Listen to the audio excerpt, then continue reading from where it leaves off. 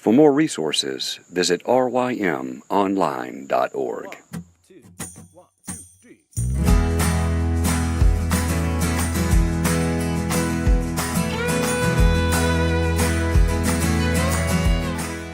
The Local Youth Worker is a daily podcast that's centered on 5 questions each week. Ranging from the practical to the professional, we're looking for answers to the questions you're asking. Whether you're in full-time, part-time, or even volunteer youth ministry, this podcast is for you.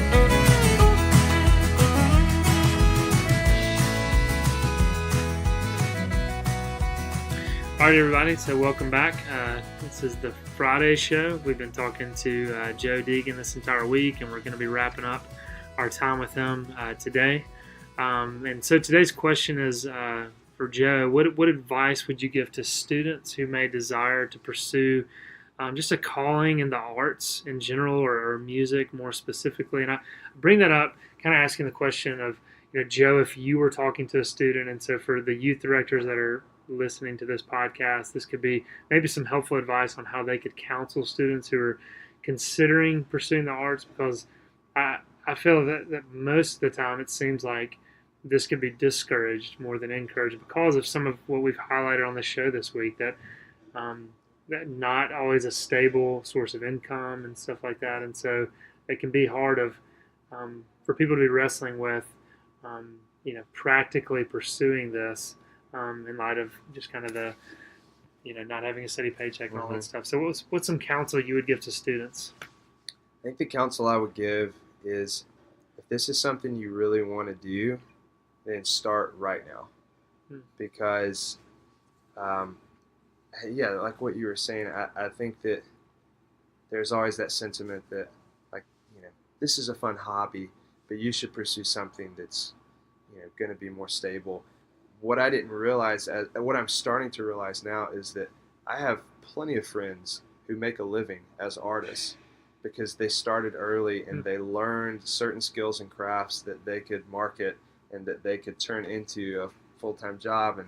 And I almost feel like I'm a little late in the game in terms of like my life and my age.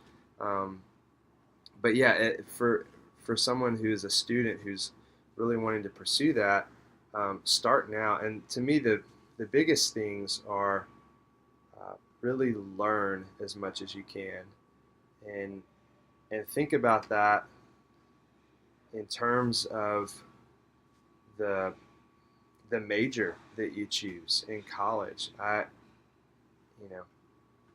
It's going to be tempting to choose a major that's going to give you a degree that can give you like a surefire job, but to find a major that can actually help you learn something, a certain skill that you could take into that adult world as an artist that you can use. Like, for instance, if you want to be a musician, go be a music major and learn more about the craft. If you want to be an artist, go be an art major. I know there are going to be people out there that tell you, well, you can't make any money off doing that, or you're not going to have a job.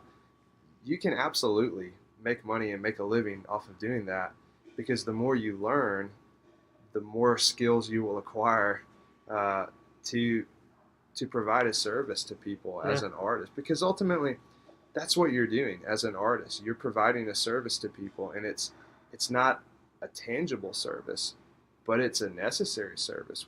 The world needs artists, and I think that's a really important thing. And so, I would encourage young artists not to look down on that as a career choice, because just because it's something that may not be, it may not seem as necessary as a plumber who comes to fix your pipes when water's all over the ground.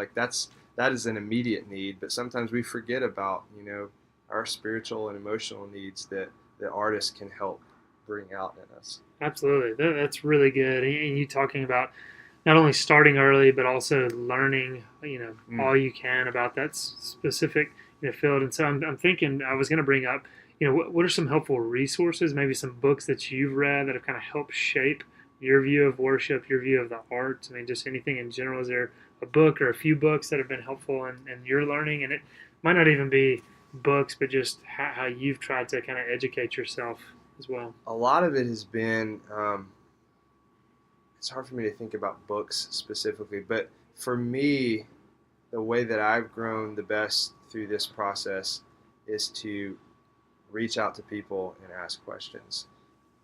It's, what I've learned a lot in this. So what makes the art world so different, I think, than maybe a corporate world is that it's not so much like you sit in a classroom and you learn this stuff, and then you've got this well of information that you can take into your job. It's part of it for me has been connecting with people. One of the best pieces of advice that I've gotten from someone in terms of like how to make it in the music industry is that it's all about relationships. It's all about getting to know people. It's all about asking questions. It's all about building this network of connections. And so if you're a young middle schooler, high schooler who's wanting to pursue a career in the arts, go find people who are doing that and learn from them and learn the steps that they took to get there. And you will actually get two things out of that. You will get really good advice, I'm sure, but you will also get a personal connection who can then connect you to other people that's how the whole art world works. It is actually a rather tight-knit community of lots of people who are just, everybody knows each other. That's one of the things I've been amazed at, is that everybody in these little art worlds, they know each other because they're connected. They've built these relationships and spent time with each other. And so connection, I think, is a really, really important thing. Just finding people that you can talk to and learn from. Yeah, that's good. And so, yeah, in light of that, everything that you're saying, just a book that comes to mind is Mike Cosper's book, Rhythms of Grace. That might be something that youth pastors want to use as they're talking with students. Could be something that's helpful. I know Mike Cosper thinks a lot about the arts. I mean, he's also written the book, The Stories We Tell, which is just talking about, looking at television and movies and some of the redemptive themes that are told. So those are just some resources that come to mind that might be helpful as students are trying to educate themselves in this specific sphere of God's kingdom. Is there anything else you want to add to that? Any advice you want to give to students?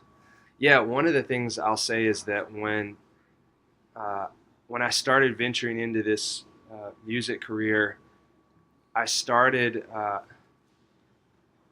making myself a learner instead of a consumer in some sense. And so what that means is you kind of have to change your mindset a little bit. So whenever I would go to a concert, I mean, not to say that you're not there to enjoy it. Of course, I would want to enjoy it, but I'm also looking for things like, what is the artist doing in between the songs? How is he connecting with the crowd? What does their set list look like? The flow of the songs, and even when I'm listening to music on the radio, to have moments where you dive in and you say, okay, what instruments are being played here, and then how do they go about this from a technical standpoint, and to try to open your eyes in that sense, because that's something that even as a musician, for a long time, I never paid attention to that stuff. But once I started doing that more for a living, it opened my eyes to realize how much I needed to pay attention to those things in the world and make myself more of a learner instead of a consumer. Man, that's great. Yeah, because we are absolutely. I mean, this generation just consumes constantly, and so to be thinking, and I think Andy Crouch gets into some of this in his book, Culture Making, as well. So that's a helpful point.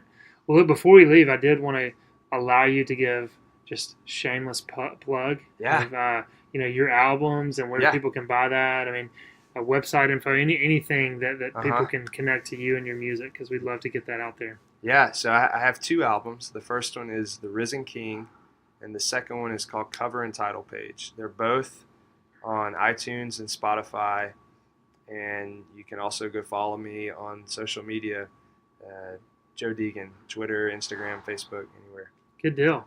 All right, well, Joe, I really appreciate you taking time to talk to us and giving this advice. I think this is really helpful in kind of an area that sometimes we don't really think a lot about, and also I think where we just don't disciple students well sometimes in this area. So thanks for this. Yeah, thank you so much for having me. This was a privilege for me, and I love getting to talk about it. Awesome. Thanks, man. Yeah.